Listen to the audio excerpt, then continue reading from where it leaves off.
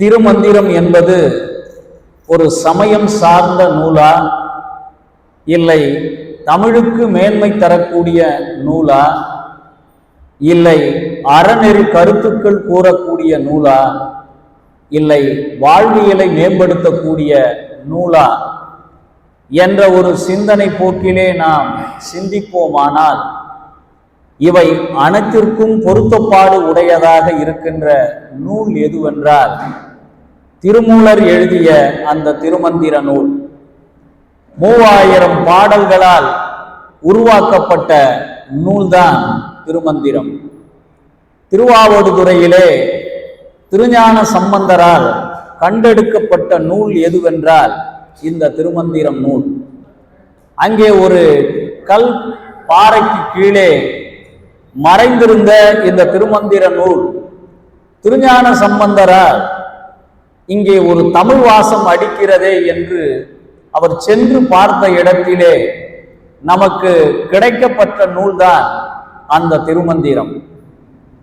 இந்த திருமந்திரம் என்பது தோத்திர நூலா சாத்திர நூலா என்று நாம் சிந்திப்போமானால் தோத்திரத்திற்கு தேவையான அத்தனை கருத்துக்களை உள்ளடக்கியும் சாத்திரங்களுக்கு தேவையான மூல நூலாக பிற்காலத்திலே மெய்கண்டார் அவர்கள் எழுதிய சிவஞான போதத்தில் இருந்து உமாபதி சிவாச்சாரியார் எழுதிய கொடிக்கவி வரையிலும் பல்வேறு நூல்களுக்கு எது ஆதாரமாக இருந்தது, சைவ சமயத்தினுடைய கருத்துக்கள் அடங்கிய பெட்டகமாக எது இருந்ததென்றால் திருமூலர் எழுதிய இந்த திருமந்திர நூல்தான் அதற்கு அடிப்படை காரணமாக இருந்தது.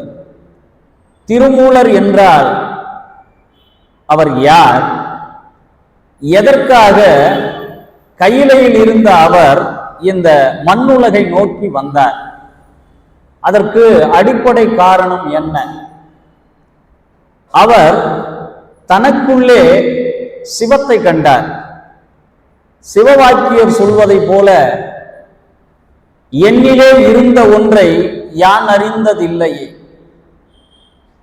எனக்குள்ளே இருக்கக்கூடிய இறைவனை நான் அறியவில்லை. என்னிலே இருந்த ஒன்றை யான் அறிந்ததில்லையே, என்னிலே இருந்த ஒன்றை யான் அறிந்து கொண்ட பின் என்னிலே இருந்த ஒன்றை யாவர் காண வல்லரோ, என்னிலே இருந்த ஒன்றை இருந்திருந்து உணர்ந்து கொண்டேனே என்று சிவவாக்கியர் சொல்கிறார்.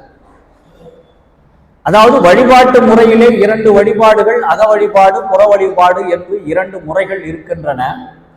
அந்த 2 முறைகளிலே உச்சபட்ச முறை என்று சொல்வது அக வழிபாட்டு முறை. புற வழிபாட்டிலே நாம் மிக மேன்மை நிலையை அடைந்துவிட்டு பிறகு நாம் அக வழிபாட்டிற்குள் வருகிறோம். அப்படி அக வழிபாட்டிலே இறைவனை கண்டவர்கள் 14 சித்தர்கள் உட்பட இன்று வரை நிறைய சித்தர்கள் ஆலய வழிபாட்டினை விடுத்து தன் உள்ளத்தின் வழியாக இறைவனை காணுகின்ற முறையை கண்டறிந்தார்கள். அப்படி கண்டவர் யார் என்றால் நம்முடைய திருமூலர். அதில் சிவவாக்கியர் ஒரு சித்தர்களுக்குரிய இலக்கணத்தை கொடுக்கிறார். என்னிலே இருந்த ஒன்றை யான் அறிந்ததில்லையே, நான் எங்கெங்கோ போய் சிவத்தை தேடிக்கொண்டிருக்கிறேன், ஆனால் அந்த சிவம் என்பது எனக்குள்ளே இருக்கிறது என்பதை நான் அறியாமல் விட்டுவிட்டேனே.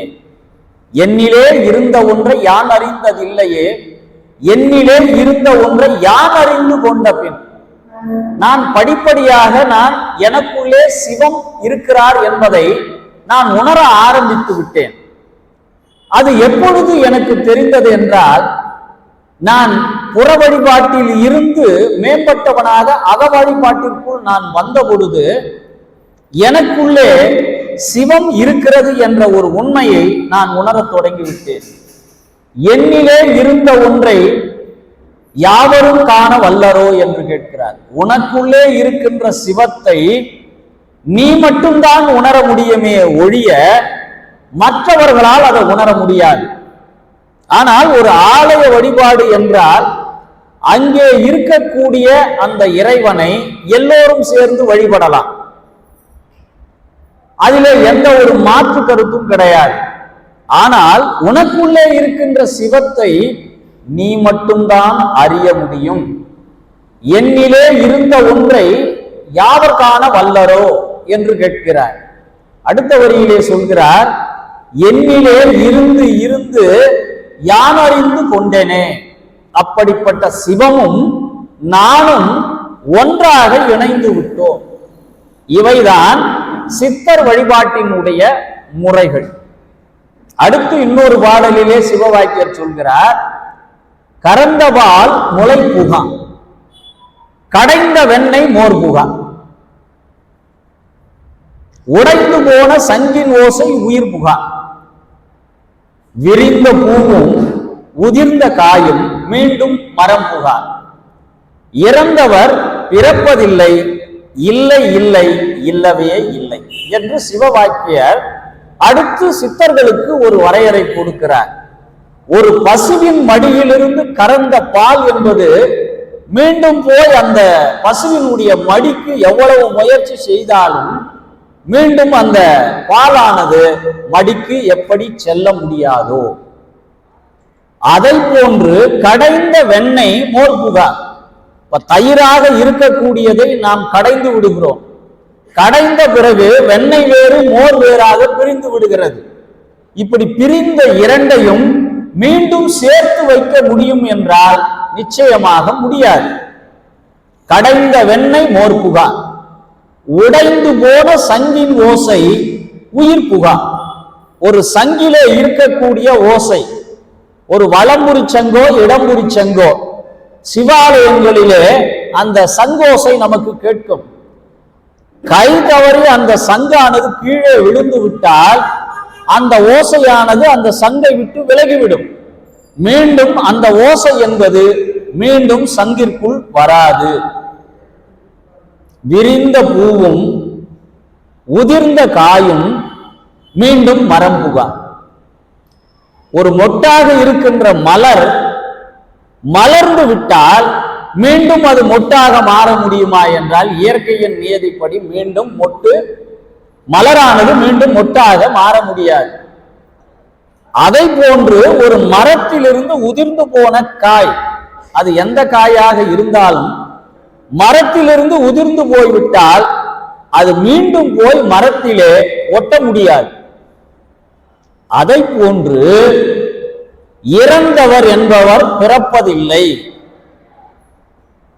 எப்பவுமே அவர்கள் மீண்டும் இந்த பூமிக்கு திரும்ப மாட்டார்கள் என்று அதே சிவவாக்கியம் சொல்றார். இப்ப நமக்கு ஒரு கேள்வி எழலாம், ஏங்க நம்ம இருவினை பயன் பொருட்டு தானே இங்கு பிறக்கிறோம், மீண்டும் இறக்கிறோம், மீண்டும் பிறக்கிறோம். அப்படி இருக்கின்ற பொழுது சிவவாக்கியர் இறந்தவர் பிறப்பதில்லை, மீண்டும் அவர்கள் பிறக்கவே முடியாது என்று சொல்கிறாரே, அது எப்படி? அவர் சொன்னதனுடைய தத்துவம் என்பது சித்தர்களுக்கு உரியது. சித்தர்கள் ஒரு முறை தன் உடலை விட்டு உயிரை நீக்கிவிட்டாலும் சரி, அல்லது இந்த உடலோடு உயிரை கொண்டு போய்விட்டாலும் மீண்டும் பிறப்பு என்பது சித்தர்களுக்கு கிடையாது. திருமூலருக்கும் கிடையாது, சிவவாக்கியருக்கும் கிடையாது. அவர்கள் ஜீவமுக்தர்கள் என்று சொல்வார்கள். ஒரு முறை பிறந்து ஒரு முறையே இறந்து விடுவார்கள். அவர்கள் மீண்டும் இந்த மண்ணுலகிற்கு வரமாட்டார்கள். ஆனால் இந்த பஞ்ச பூதங்களோடு அவர்கள் கலந்து நிற்பார்கள். அதனாலதான் நாம அதிகமா ஜீவ சமாதிகளுக்கு செல்லணும், சித்தர்களுடைய வழிபாட்டு முறைய நாம கடைபிடிக்கணும். ஏன்னா சித்தர்கள் மறைந்து விட்டாலும் அவர்கள் இந்த பிரபஞ்சத்தை விட்டு நீங்குவதில்லை. ஆனால் மனிதர்களாகிய நாம் இறந்து விட்டால் உடல் மண்ணுக்கோ இல்ல தீக்கோ போய்விடுகிறது. உயிரானது அடுத்த பிறவியை நோக்கி சென்று விடுகிறது. ஆனால் சித்தர்கள் என்பவர்கள் அந்த ஞான நிலையை பெற்றுவிட்டால் அவர்கள் மீண்டும் இந்த மனித உடலை எடுக்க மாட்டார்கள். இந்த பஞ்சபூதங்களினுடைய கட்டுப்பாட்டிலே தங்களை ஐக்கியப்படுத்திக் கொள்வார்கள். இப்போ முதல் விஷயத்துக்கு வருவோம். திருமந்திரம் நமக்கு வாழ்வியலை, அது வெறும் சமய நூல் மாத்திரமா என்று பார்த்தால் சமய நூலும் அது பொருத்தப்பாடு உடையதுதான். நம்முடைய வாழ்வியலுக்கு அது என்ன கருத்தை சொல்கிறது? ஆதியில் தோன்றிய மனிதன் காடுகளில் வாழ்கின்ற பொழுது அவனுக்குள்ளே மனிதன் என்ற ஒரு ஒற்றுமை இருந்ததே ஒழிய அவனுக்குள் இன வேற்றுமை என்று அன்றைய காலகட்டத்திலே இல்லை. குறிஞ்சி பகுதியிலே வாழ்ந்த மனிதன் கீழ் இறங்குகிறான். கீழ் இறங்குகின்ற பொழுது முல்லை நிலப்பகுதிக்கு வருகிறான். மலையினுடைய அடிவாரம் என்பது முல்லை நிலப்பகுதி, காடும் காடு சார்ந்த பகுதி. அதற்கு பிறகு நதி எங்கே ஓடுகிறதோ அந்த பகுதிக்கு அவன் கீழிறங்கி வருகிறான். மலையில் இருந்த மனிதன் நதிக்கரையிலே வந்து சேர்கிறான். அந்த நதிக்கரைக்கு வந்த மனிதன் தனக்கு உணவு வேண்டும் என்பதற்காக வேளாண்மை செய்ய ஆரம்பிக்கிறான். அப்படி வேளாண்மை செய்கின்ற பொழுது அவன் சிறு சிறு குழுக்களாக பிரிகிறான். அவற்றிற்கு குடி என்று பெயர். பிற்காலத்திலே இன்றைக்கு அதற்கு சாதி என்ற ஒரு பெயரை பொருத்தப்பாடதாக நாம் மாற்றிவிட்டோம். ஆனால் தமிழிலே அதற்கு பெயர் தமிழ் குடி. யார் யார் என்னென்ன தொழில் செய்கிறார்களோ அந்த தொழில் பொருட்டு அவர்கள் குடிகளாக மாறிவிடுகிறார்கள். ஒருவர் தச்சர் வேலை செய்கிறார் என்றால் அந்த தச்சு தொழிலை பொறுத்து அவருக்கு தச்சர் என்ற ஒரு பெயரை வைத்து விடுகிறார்கள். ஒருவர் வர்ணம் பூசுகிறார் என்று வைப்போம், அவர் வர்ணம் பூசுபவர் என்ற பெயரை வைக்கிறார். இப்படி யார் யாருக்கு என்னென்ன தொழில் பிடித்திருக்கிறதோ அந்த தொழில் பொறுத்து அவர்கள் குடிகளாக மாறிவிட்டார்கள். அந்த குடிகள் தான் இன்றைக்கு சாதிகளாக மறு உருவம் எடுத்து விட்டது. அந்த சாதி என்கின்ற சொல்லே தமிழ்ச்சொல் கிடையாது, குடி என்பதுதான் தமிழ்ச்சொல். இப்பொழுது மூன்றாம் நூற்றாண்டு காலத்திலே வாழ்ந்த திருமூலர் யாருமே சிந்திக்க முடியாத அளவிற்கு மிகப்பெரிய சிந்தனைவாதியாக இருந்திருக்கிறார். எப்படின்னு கேட்கலாம். இன்றைக்கு ஒரு சில இயக்கங்களுக்கு தாரக மந்திரமாக இருப்பது ஒன்றே குலமும் ஒருவனே தேவன் என்ற ஒரு சொற்றொடருக்கு உரித்தானவர் யார் என்றால் திருமூலர். அவர்தான் முதலாக இங்கே மனிதரிலே எந்த பாகுபாடும் கிடையாது, அவர்கள் செய்கின்ற தொழிலை வைத்து இவன் உயர்ந்தவன் இவன் தாழ்ந்தவன் என்ற ஒரு பிரிவினை என்பது கிடையாது என்று அவர் ஒரு பாடலை கொடுக்கிறார். ஒன்றே குலமும் ஒருவனே தேவனும் நன்றே நினைவின் நமனில்லை நானாமே சென்றே புகுங்கதி நும் சித்தத்து சென்றே புகுங்கதி இல்லை நும் சித்தத்து நின்றே நிலை பெற நீ நினைந்து உய்மினே என்று நமக்கு அந்த பாடல்ல ஒரு கருத்தை சொல்றார். நாம் எல்லாம் மனிதர் என்ற ஒரு குலம், ஒன்றே குலம். இன்றைக்கு நாம் பேசுகிறோம் சமூக நீதி என்று பேசுகிறோம். சமுதாயத்திலே வேறுபாடுகள் இருக்கக்கூடாது, சமுதாய வேறுபாடுகளை களைந்து விட வேண்டும் என்று இன்றைக்கு நாம் நினைத்து கொண்டிருக்கிறோம். ஆனால் முதலாக சமூக நல்லிணக்கத்தையும் சமுதாய மேம்பாட்டையும் சொன்னது நம்முடைய சைவம்தான். முதலில் எல்லோரும் ஒன்று என்று நமக்கு சொல்லி வலியுறுத்தியது. அதைத்தான் திருமூலர் அந்த பாடல் வழியாக நமக்கு உணர்த்துகிறார். ஒன்றே குலம் ஒருவனே தேவன். எச்சமயத்தாரவராக இருந்தாலும் வழிபடுகின்ற முறைகள் மாறுபட்டதாக இருந்தாலும் இறைவன் என்பவன் ஒருவனாகத்தான் இருக்க முடியும். இல்லைன்னா என்ன ஆகும்னா சூரியன் என்ற அந்த நட்சத்திரம் ஒரு கடவுளினுடைய கட்டுப்பாட்டில் இருக்குன்னு வச்சுங்க.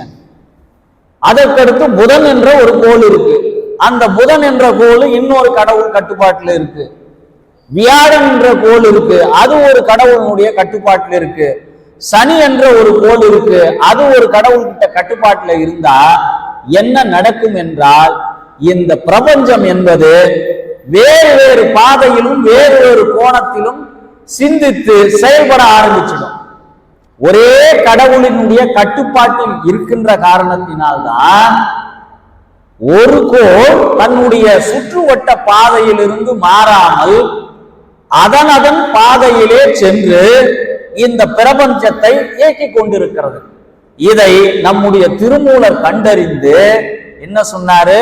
ஒன்றே குலம், நிறைய தேவன்கள் கிடையாது, ஒருவனே தேவன், நன்றே நினைமின், அவனை அனுதினமும் உங்கள் சிந்தைக்குள் கொண்டு வாருங்கள், நன்றே நினைமின், நமன் இல்லை நானாமே. நீங்க அந்த இறைவனுடைய திருநாமத்தை நீங்கள் சிந்தைக்குள் வைத்து விட்டால் நீங்கள் யமனை கண்டு பயப்பட வேண்டிய அவசியம் இல்லை. நமன் இல்லை நானாமே, சென்றே புகுங்கதி இல்லை நும் சித்தத்து. இதை தவிர உங்களுக்கான மாற்று வழி என்பது எதுவுமே கிடையாது. நீங்கள் எங்கு சுற்றி வந்தாலும் கடைசியில் நீங்கள் சிவத்தைத்தான் வந்து சார வேண்டும். வேறு எந்த தெய்வமும் உங்களுக்கு இந்த பிறவியிலிருந்து விடுபடக்கூடிய செயலை எந்த கடவுளும் செய்துவிட முடியாது. சென்றே புகுங்கதி இல்லை நும் சித்தத்து, நின்றே நிலைபெற நீர் நினைந்து உய்வினே. நீங்கள் இந்த வாழ்க்கையிலே நிலை பெற்று இருக்க வேண்டும் என்றால் நீங்கள் நினைக்க வேண்டியது சிவத்தை ஒன்றுதான் என்று நமக்கு திருமூலர் வலியுறுத்தி சொல்கிறார்.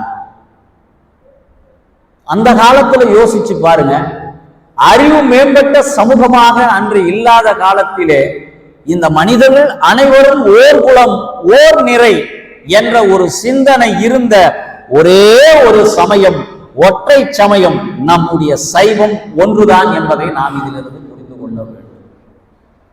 வள்ளுவரும் நமக்கு சொல்ற, பிறப்புக்கும் எல்லா உயிர்க்கும் சிறப்பொவ்வா செய்தொழி வேற்றுமையான்.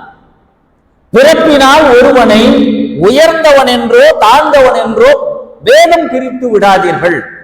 எல்லா தொழிலும் இயங்கினால்தான் இந்த உலகத்தில் எல்லோருக்கும் எல்லாம் கிடைக்கும். ஆடை நெய்கின்ற ஒருவர் ஆடை நெய்ய மறுத்து விட்டால் மற்றவர்களுக்கு எப்படி ஆடை கிடைக்கும்? அதனால் ஆடை நெய்பவர் உயர்ந்தவர் என்றோ ஆடை நெய்பவர் தாழ்ந்தவர் என்றோ இந்த மண்ணுலகிலே செய்கின்ற தொழிலை வைத்து எந்த பேதமும் பாகுபாடும் கிடையாது என்று நமக்கு வள்ளுவர் வலியுறுத்தி சொல்கிறார். வலியுறுத்தி சொன்னதை வழிமொழிந்து நிற்கிறார் நம்முடைய திருமூலர்.